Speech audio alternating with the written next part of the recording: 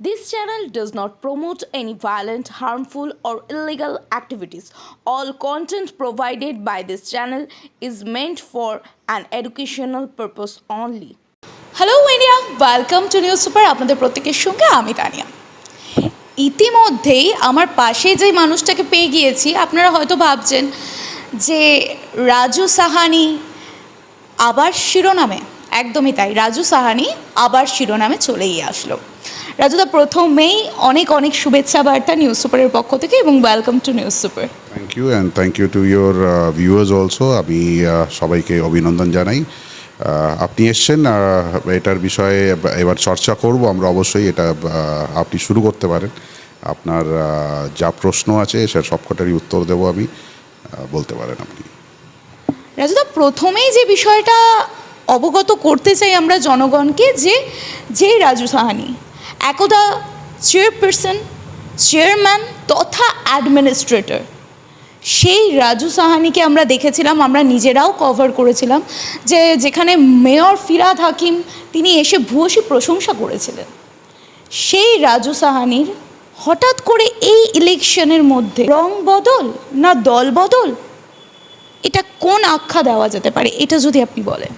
দেখুন, একটা কথা বলবো, আমি সবসময় চেষ্টা করেছি ভালো করে কাজ করার, মানুষের কাজ করার। আর ফিরহাদ হাকিম সাহেব এসেছিলেন, চন্দ্রিমা ভট্টাচার্য উনিও এসে আমাদের যেই কাজগুলো হয়েছিল ওটার প্রশংসা করেছিলেন। এটা আমি ওনাদের থ্যাঙ্কস জানাই। একটা কথা বলতে পারি আমি, দেখুন, যে কাজের মানুষ তারা ঠিক বোঝে।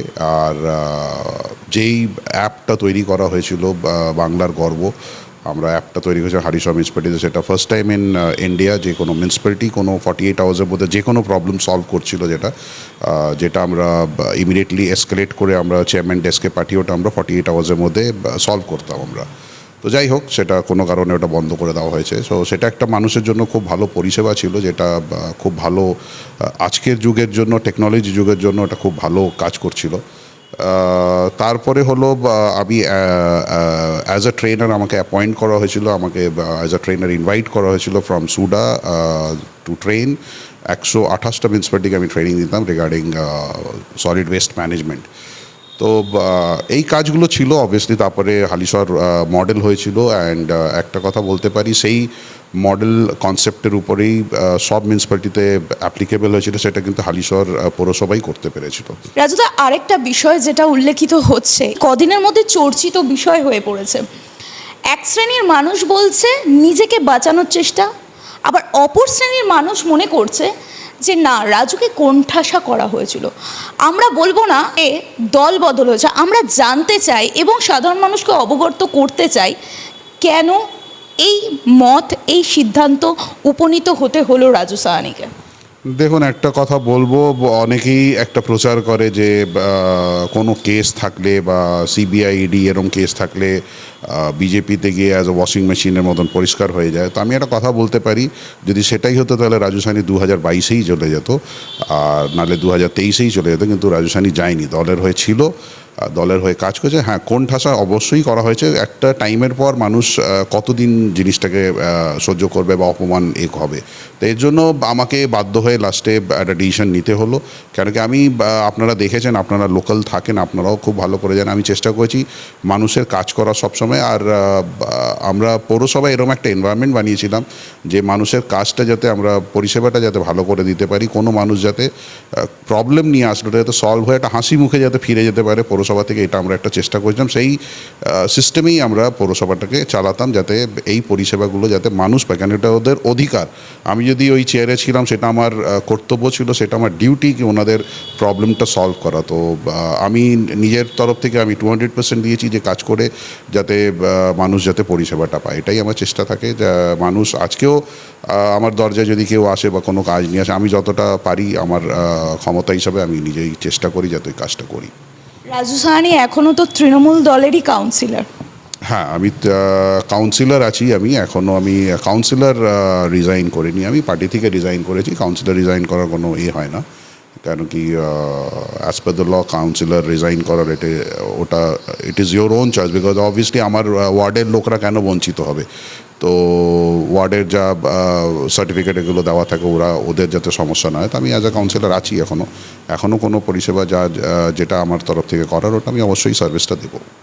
দাদা, একটা কথা আপনি বারংবার উল্লেখ করছেন যে কোন ঠাসা, যেই মানুষটা সাধারণ মানুষকে পরিষেবা দিতে চেয়েছিল, ভালো করতে গিয়েছিল, তো সেই মানুষটাকে কেন দলের অভ্যন্তরীণ জায়গা থেকে কোণঠাসা করার চেষ্টা করা হচ্ছে, কি মনে করছেন? ইনসিডেন্ট যে কেসটা হওয়ার পর থেকে আসার পর আমি একটা অদ্ভুত একটা রূপ দেখলাম সবারই। অর্থাৎ আমি যদি ভুল না হই, 2রা সেপ্টেম্বর 2022 সানমার্গ ওয়েলফেয়ার পঞ্জি স্কিম, যেটা সেই ঘটনার কথা। Correct. তো সেই ম্যাটারটা নিয়ে তারপর থেকেই আমাকে সাইডলাইন করা হয়। তারপরে 2024 আমাকে প্রচারে নামানো হয়, আমাকে 15-20 দিন আগে আমাকে বলা হয় যে প্রচারে নামার জন্য, তো সেটা আমি দলের হয়ে করিও। তারপরে যেই ইলেকশনটা হয়ে যায়, রেজাল্টটা বেরিয়ে যায়, তারপরে আমাকে বিজেপি ঘোষিত করা দেওয়া হয়। তো এরকম একটা চলছিল, সেটা আমি জানিয়েছি উচ্চ নেতা। আমি দেখলাম কোনো হেলডোল নেই, তো কতদিন আপনি বসে থাকবেন? একটা মানুষ কাজ করার আপনার যখন একটা থাকে, এত লোক এখানকার আমাদের যে পপুলেশন আছে, হালিশহরের পপুলেশন আছে, একটা আমরা শুরু থেকে রাজনীতিতে থেকেছি, আমরা কাজ করার চেষ্টা করি, তো অবভিয়াসলি আমাকে একটা ডিসিশনে তো আসতেই হবে। আপনাকে দেখা গিয়েছে যে আপনি শুভেন্দু অধিকারীকে, আপনি এবং সুনীল সিং ছিলেন সঙ্গে, গিয়ে আপনারা প্রণাম করেছেন, অভ্যর্থনা তাকে জানিয়েছেন, এবং এই যে প্রেস কনফারেন্সের মাধ্যমে তৃণমূল ত্যাগ, তো সেই জায়গা থেকে একেবারে পাকাপাকিভাবে যদি বলি অফিসিয়ালি যোগদানটা কবে হতে চলেছে রাজু সাহানির? সম্ভবত 6 মানডে আর টিউসডের মধ্যেই একটা ফাইনাল ডেট হয়ে যাবে, মানে আজকালের মধ্যেই আমরা ডেটটা পেয়ে যাব, তো তারপরেই জয়েনিংটা হবে।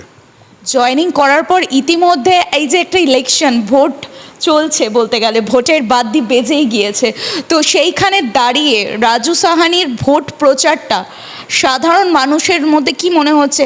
আপামর জনতা, আপনার ওয়ার্ডের মানুষরা রাজু সাহানিকে এখনও কি সেই রাজু সাহানি হিসেবেই দেখবে, নাকি একটু অন্য রাজু সাহানি হিসেবে দেখবে বলে আপনি আশা রাখেন? তার থেকে আরও ভালো নজরেই দেখবে, কারণ কি আমি জানি মানুষ কিভাবে ম্যাটারগুলো ওরা নিয়েছে, বা কিভাবে ওনারাও জানেন যে কি হয়েছে আমার সাথে, কিভাবে আমাকে ডিস্টার্ব করা হয়েছে বা কিভাবে করা হয়েছে। তো আমি এটা বিশ্বাস আছে আমার, কেন কি আমার ব্যবহার পরিষেবাতে আমি কোনোদিন কমি করিনি, আর আমার এটা বিশ্বাস আছে, মানুষের বিশ্বাস আছে আমার উপরে, মানুষের আশীর্বাদ আছে। আমি প্রত্যেকটা দরজায় যাব, ক্যান্ডিডেটের সাথে যাব, প্রচার করব আমরা। রাজুদা, এই যে যেখানে আমরা এই মুহূর্তে বসে প্রতিবেদনটা গ্রহণ করছি, এই যে হাইনেস্ট রিসর্ট, এখানে নিয়েও অনেক কথা ওঠে যে এটি নাকি আসাম রিভার্স প্রাইভেট লিমিটেডের জায়গা আপনি কার্যত দখল করে এখানে বসবাস করছেন, এই বিষয়টা নিয়ে কি বলবেন? শুনুন, একটা কথা বলি, যদি এটা কেউ বলে, আমি একটা কথা বলতে পারি, এটা প্রাইভেট প্রপার্টি নিয়ে বারবার একটা জিনিস আমি শুনেছি, বা পয়সা দিয়ে মিডিয়াতে বা প্রিন্ট মিডিয়াতে, এটা নিউজ পেপারে এগুলো দেওয়া হয়। তো একটা কথা বলতে পারি, আমাকে ডেটটা বলে দেবেন, কবে ডিস্টার্ব করবেন রিসর্ট নিয়ে, আমি প্রস্তুত আছি, আমি তৈরি আছি। আমি ওটাকে জানি আপনারা কি প্ল্যান করছেন, কি করছেন, কোনো ব্যাপার নেই, ওটা আমার জন্য ফ্যাক্টর না। কেন কি দেখুন, আমি যেখানে ঠিক আছি সেটা কোনো ম্যাটার না, এটা মানুষ দেখবে, মানুষ দেখুক। আমিও চাই যে জনগণ দেখুক যে কি হচ্ছে। ক্ষমতায় থাকলেই যে ওটাকে দুর্ব্যবহার করবে সেটা তো আমার জানাই আছে, সেটা নিয়ে ফ্যাক্টর না, আমি ওটার জন্য তৈরি আছি। প্রপার্টিটা নিয়ে বারবার যেটা একটা দেখেছি আমি, পিন পয়েন্ট করা হয়। তো দেখুন, একটা প্রপার্টি যদি আমার প্রপার্টি থাকে, আমি জানি না এদের কেন প্রবলেম হয়, আর কোনো জিনিসের যদি অসুবিধা থাকে, তো I think they should talk directly. তো ইনস্টেড অফ এদিক ওদিক এগুলো বলে এগুলো কোনো লাভ হবে না। ডকুমেন্টারি বি অথেন্টিক্যালি, দেখুন, এটা তো সময় বলবে। তো আমি তো চাই যে আমার উপরে যদি এরম ধরনের কিছু, তো করুক, আমার কোনো আপত্তি নেই, করুক। কালকেরই একটা খবর আমি শুনলাম যে একজনকে কোনো মিডিয়া চ্যানেল বা কাউকে হয়তো বলেছে যে 2 দিনের মধ্যে জেসিবি ঢুকিয়ে ভাঙা হবে। তা অবভিয়াসলি আপনাদের যদি সেই ক্ষমতা আছে তো ভাঙবেন, আপনাদের কোনো অসুবিধা নেই, ভাঙুন না আপনি।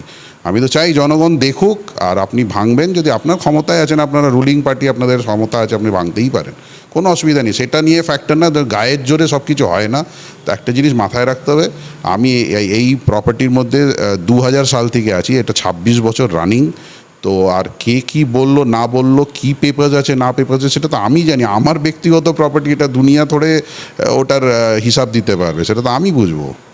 যে ইলেকশনের সময় কি নিজেকে গ্লোরিফাই করার জন্য রাজুর তৃণমূল ত্যাগ, এর আগে কেন তাহলে তৃণমূল ত্যাগ করা হলো না? না দেখুন, যতক্ষণ আপনি একটা টাইম থাকে, একটা টাইমের অবধি আপনি ওয়েট করেন, কেন কি আপনাকেও তো দেখতে হবে। পলিটিক্সে যখন আপনি আছেন আপনাকে একটা টাইম অবধি দেখতে হবে কি আমার উচ্চ নেতৃত্ব কী ডিসিশন নিচ্ছে, মানে ultimately what is their decision and what is their stand on me. Because ultimate আমি দেখতে পারলাম যে রিপিটেডলি যখন অ্যাপ্রোচ করার পরেও যদি কোনো একটা ডিসিশনে আসছে না, তো আমি আলটিমেটলি বুঝে গেলাম they are not willing to make me active or they don't want me to be there. So that's how things have happened. Will be dedicated to message for all public for your service.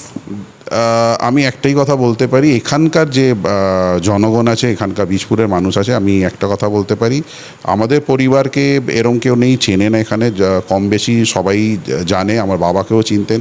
তো আমি একটা কথা বলতে পারি, এতটা বিশ্বাস মানুষের উপরে আমার আছে, আর মানুষেরও আমাদের পরিবারের উপরে আছে। একটা সুব্যবস্থা হবে আগামী দিনে, কেন কি সারা বেঙ্গলে আপনি একটা ছোট্ট এক্সাম্পল আপনি ভাবুন, জুডিশিয়াল অথরিটিদের কালকে পরশুদিন যেটা আপনি দেখেছেন, ওদের বন্দি বানিয়ে দেওয়া হচ্ছে, ওদের আটকে দেওয়া হচ্ছে, এই ধরনের মানে লটা যে কোথায় চলে গেছে বেঙ্গলে, আগামী দিনে যে কি হবে এটা ভাবুন আপনি, কোন জায়গায় যাচ্ছে, মানে আমরা কোথায় বাস করছি, মানে বাংলাদেশের থেকেও এটা খারাপ অবস্থায় চলে যাচ্ছে। তো আপনাকে এটাও দেখতে হবে শিক্ষা ব্যবস্থা কী জায়গায় আছে, আপনাকে এটা দেখতে হবে নারী সুরক্ষা কোন জায়গায় আছে, আপনাকে এটা দেখতে হবে যে হসপিটালের অবস্থাগুলো কী আছে। আপনি দেখুন না, আমাদের এখানে কোনো একটা প্রবলেম হলে আমাদের ছুটে কল্যাণীতে যেতে হয়, তো আলটিমেট ওখানে গিয়ে কী হচ্ছে, আমাদের ওখানে আপনি সার্ভিসটা দেখুন, গিয়ে আপনি ওখানকার এস্টাবলিশমেন্টটা দেখুন কীভাবে আছে, কোনো মেনটেনেন্স নেই, কোনো প্রপারলি ওখানে সার্ভিস হচ্ছে না। মানে আপনাকে একটা হেল্পার বা আয়াও রাখতে গেলে ওখানে একটা মোটা টাকা দেওয়ার ব্যাপার আছে।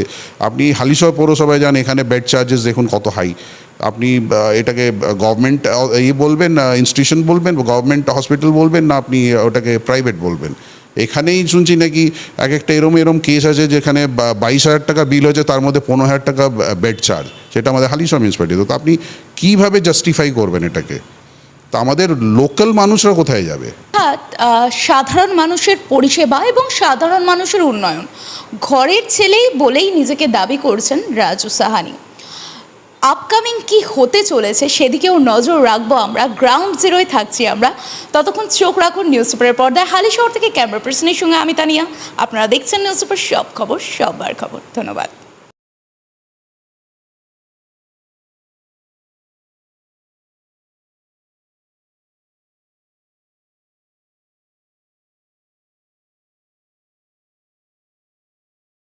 আমাদের সব থেকে মানে এখানে আশেপাশে দেখছি একটু খাবার একটু অসুবিধা হচ্ছিল, তো আমি দেখলাম কি এখানে একটা ছোট্ট একটা চায়ের দোকান করব। তারপরে চায়ের দোকান থেকে ভাবছি ছোট একটা ধাবা করে দিই। ছোট ধাবা থেকে দেখছি এবার একটু সাজিয়ে দিই। এই আস্তে আস্তে করতে করতে এইভাবে হয়ে যাবে আমি নিজেও ভাবতে পারিনি।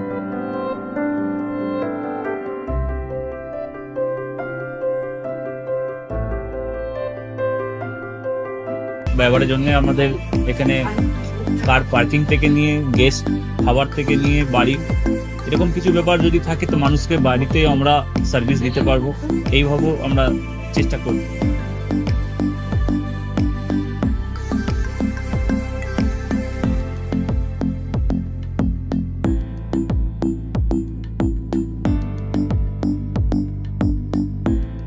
একদম সাধারণ, বাইরে থেকে অনেক চিপ বেস্টের মধ্যে খাওয়াটা কোয়ালিটিটা সবসময় পাবেন। একবার আমি মানুষকে একবারই বলবো কি একবার আমাদের কাছে এসে একবার টেস্ট করে যাবেন। দুপুরবেলা থেকে আরম্ভ আমাদের খাওয়া, থালা, বেঙ্গলি থালা, চাইনিজ ফুড সবই আছে, একবার এসে টেস্ট করে যাবেন।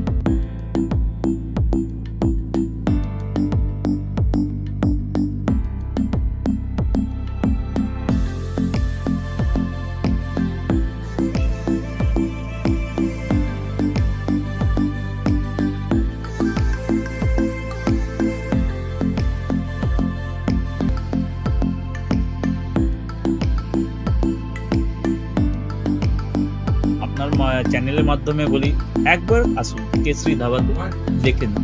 আমার নাম রঞ্জন কেশরী।